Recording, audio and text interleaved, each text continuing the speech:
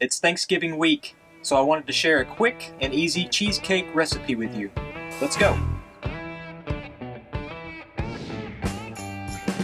The ingredients and tools needed for this recipe are 2 8-ounce sticks of cream cheese, 1 14-ounce can of sweetened condensed milk, 1/4 cup of lemon juice, 2 pie crusts, a mixing bowl and a hand mixer.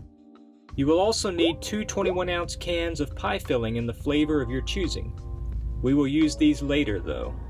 A little tip on getting the cream cheese to mix well is to let it sit out and get to room temperature before getting started. Add the 2 8-ounce sticks of cream cheese, the 14-ounce can of sweetened condensed milk, and the 1/4 cup of lemon juice to the mixing bowl, and mix until well blended with no lumps. Now, pour half of the mix into each of the pie crusts.